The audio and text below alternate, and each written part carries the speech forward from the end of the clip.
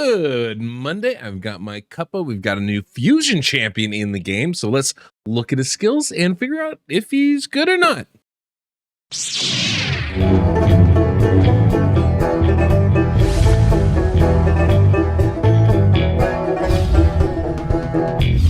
Welcome. I'm the Deadwoodjedi. This is a Raid Shadow Legends video. We are looking at the new fusion champion, Ugir the Worm Eater. Kind of an interesting champion, right? I think he's got some real potential to him.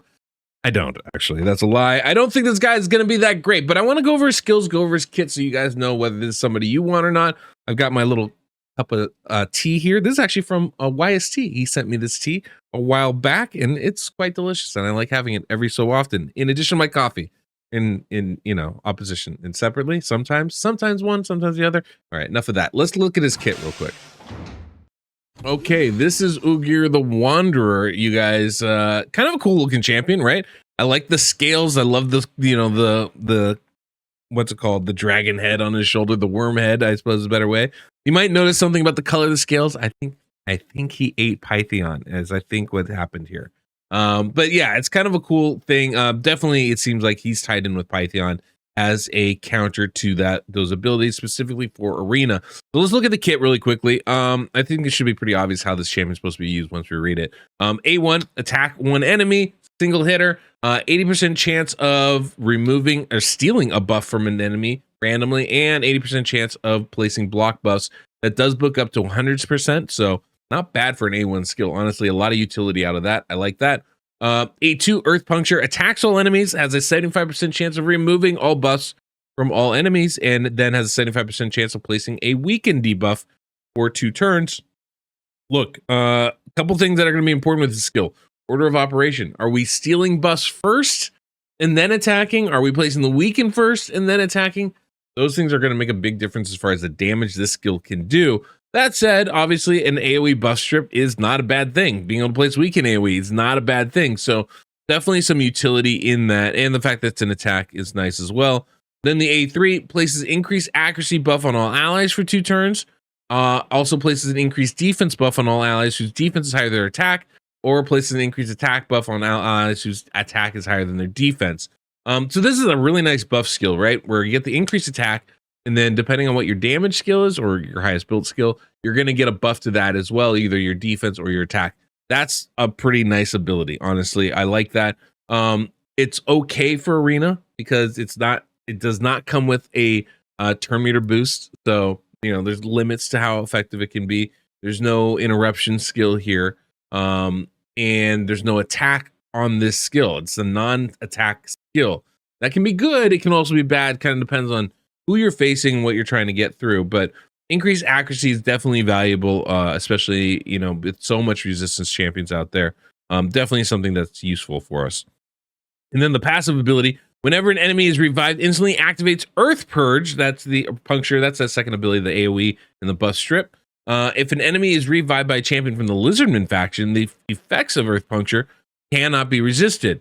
This passive effect will only activate when an enemy is revived using an active skill. So if somebody uses a revive skill but doesn't revive anybody, it won't activate, only if they're actually reviving someone.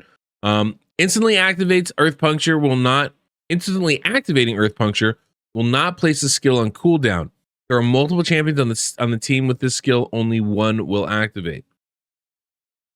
So what's really cool about this, there's some awesome things about this skill. One, you're getting some free attacks when the enemy revives, right? That's great. And, with the way the arena is now with so much, go second team, slower teams, revive heavy teams, it's actually not a bad thing.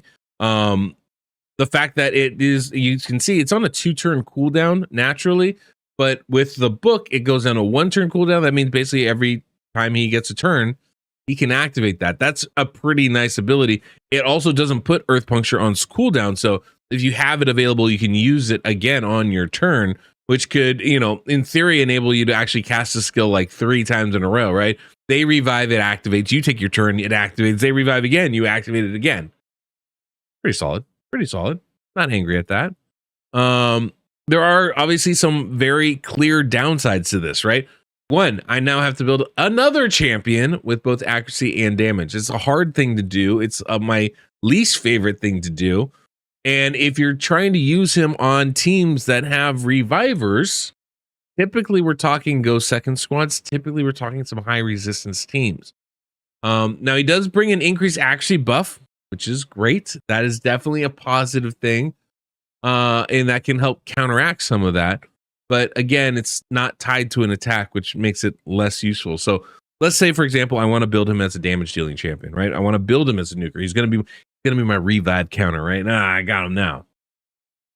The issue with it is, of course, that I cast that skill, increase accuracy, but nothing happens. I've just spent a turn not having my damage dealer actually deal damage. That's a negative thing. That's not a quality thing to have. Then on the second, after that he can go ham with the earth puncture, slapping some volts. But not being able to actually have an attack on that skill, I think, is actually a pretty big negative. There's no turn meter boost either, right? So that also, it's like you need kind of one or the other, because I need a role to put him in for. Either I need him to be the setup for the rest of my team, or I need him to do the damage for my team, right? And right now he kind of doesn't do either of those. Now I will say, obviously the earth puncture can be good. We'll have to see what the multipliers are. That's going to determine a lot of how effective this champion is. Also, like I said before, order of operations. Does he strip the buffs first and then attack, or is it the other way around? Now, I do like the fact that when he's doing against Lizardman faction, basically Pythion, it can't be resisted. That's solid, right? That's a solid Pythion counter. I'm here for that. But, I kind of need something else in there, right? To really make this guy really sing for me and be utilized over the other, myriad of champions that we have, right?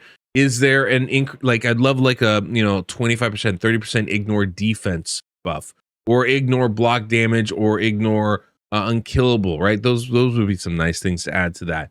That passive ability, right? Doesn't need to be on earth puncture naturally, just on the passive. The hard part is going to be, balancing. Well, do I have the accuracy or do I have the damage? Because, obviously when you're facing Pythion, you don't need accuracy. It's going to activate that on its own. But when you're not facing Pythion, then what are you doing, right? When you're facing Duchess, who is everywhere. When you're facing Uko, who's everywhere. Like, when you're facing these kind of champions, like, now what? Arbiter, right? How do I get through their defenses? How do I get through those revives? Mariska, right? I need to be able to really hit hard if I'm going to be using that part of this skill. And so that becomes the question of how am I going to do that? Now, you could always just put them in like stun sets too. Some kind of debilitating CC. And that actually is what I would love to have seen on that A2 in the first place, is like maybe not a weaken debuff, but maybe like a true fear. That would be pretty great, right? Something along those lines, a sleep, a stun, something to kind of lock them down. Even like maybe a provoke wouldn't be bad. This is an HP based champion. A provoke actually would be pretty great, There's more than a few approaches that I think could have been, that would make this champion more useful. Now, as it is, this is me opining of what could make it better. But what is it right now? I think it's a pretty solid champion, right? AoE strip with an attack. Really nice buff kit. I like the increased accuracy, increased defense or attack based off of what, your champions have available on them. Those are both really good. So I think there is some good stuff in there. I do like the block buffs. That A1 is actually really nice. Steal a buff and place block buffs is pretty strong for an A1 ability. But the hard part is obviously you need both accuracy and damage, and that's just hard to manufacture both of them. So until I can see the multipliers on this, I can't give it a complete grade, but I would say this is probably a C+ champion in my opinion, maybe a B-. I could see that. I think there's useful things in this kit, and like for me, like on this grading scale, right? A C champion is, I would say like a, an average champion. It's not bad. It's not, I think he's maybe, I would say like slightly above average. I mean, if an average champion is maybe like an epic or rare style champion, right? He's not great. For a legendary, I think he's like a C+, B-. He's okay. He's got some obviously utility here. I think he could even be used in Hydra to some really good effect. Like, I like the buff kit. Like I said, I like the strip ability and the AoE weaken. The A1 with the block buffs is not bad. So like, I feel like Hydra is a place where you can see some utility going on here, but it's not great, not great, not bad, it's not great. So yeah, that's kind of how I see him. Now, as always with the fusion, if you have the opportunity to do it, if it's not a strain on your resources or your wallet, I say go for it, right? More champions is better. And we never know, one, if these champions are going to get buffed or improved in the future, because when they do, they often become pretty close to meta. And we never know if B, how the champion's actually going to play. I don't know yet, and metas change, what you need for different areas change. So definitely, I think if you can get them, get them. But I also feel like this is probably one of the easier skips if that's not something you're interested in. That said, I haven't played with him yet. I haven't tested him. We don't really know how good he is until we see him in game and see the multipliers in action, see the abilities in action. So, that's kind of I think the overview here with this guy. So Ugir the Worm Eater, Thursday the 16th, he's coming into the game. So be aware of that. We have the fusion prep is already live and in game. So if you guys are interested, that's the information. That's what I got for you guys today. That's my Monday news drop for you all. We got that coming in. So hopefully that's what's going on. Hopefully you guys have a wonderful week. I'm going to be enjoying the rest of my cuppa. I really like this tea. I don't know what it is about it. It's a Yorkshire tea too. It's not even the one that everyone's a P-Need guy. I get P&G. I think it's P&G guy over in England, right? I was talking to Hades, Lady H and YST and all them. They're all like P&G guys. I'm like, I like the Yorkshire. I'm the weird one in the bunch, but I'm American, so I guess that works. Anyway, guys, thanks so much for watching. I can't wait till we talk again. Until next we meet, I'm the Deadwood Jedi.